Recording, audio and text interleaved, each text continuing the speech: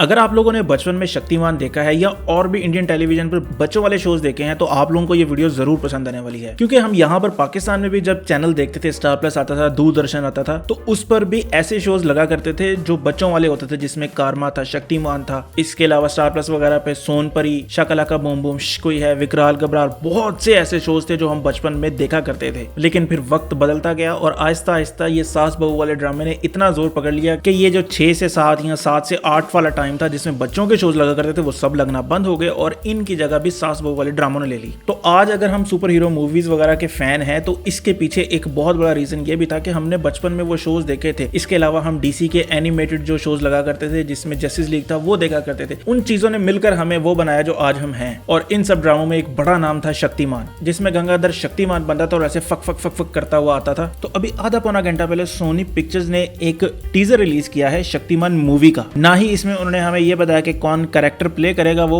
यानी कि कौन सा एक्टर होगा, ना ही कोई और डिटेल दी है, यानी कि डायरेक्टर वगैरह कुछ भी ऐसा नहीं हमें बताया। उन्होंने सिर्फ हमें ये एक एनिमेशन दिखाई है जिससे हमें ये पता चल रहा है कि शक्तिमान की मूवी आ रही है। अब वो कब आ रही है वो भी आइडिया नहीं। अब बहुत से लोग जिन्होंने ये शोज नहीं देखे वो ये कहेंगे यार ये तो सुपरमैन की कॉपी है कि वो रिपोर्टर है और फिर वो दूसरा बंदा बन जाता है जो कि सुपर हीरो है सुपरमैन की तरह। तो बहुत से लोग इस तरह की बातें करेंगे। तो उन लोगों को मैं बता दूं कि जैसे मैंने पहले भी ये डिस्कस किया कि अगर आपकी एग्जीक्यूशन अच्छी है, आप अच्छी चीज बनाते हैं, तो लोगों को इससे फर्क नहीं पड़ता कि आपका कॉन्सेप्ट किसी से मिलता जुलता है या नहीं है। हमने इनविंसिबल देख लिया, हमने बॉयज शो देख लिया, सब में हमें ये चीज पता चल चुकी है कि आपकी एग्जीक्यूशन मैटर करती है कि आप जो शो बना रहे हैं वो किस तरह का बना रहे हैं। अगर आप शो वाहियात बनाएंगे या मूवी वाहियात बनाएंगे और उसके बाद लोगों को एक्सपेक्ट करेंगे कि वो लोग उसमें कीड़े ना निकाले, तो ऐसा हो ही नहीं सकता। अभी एक मिनल मुरली की एग्जांपल है बहुत बड़ी कि उन्होंने एग्जीक्यूशन अच्छी की, लोगों को फर्क नहीं पड़ा कि वो क्या सुपरहीरो कैसा है, लोगों ने एंजॉय किया उस मूवी को। इसी तरह भावेश जोशी थी, भावेश जोशी भी अच्छी मूवी थी, लोगों ने उसको देख के बड़ा एंजॉय किया, किसी ने उसको कंपैरिजन नहीं किया कि ये किसके साथ मिलती है, कुछ भी ऐसा है कि नहीं है। तो पॉइंट वही है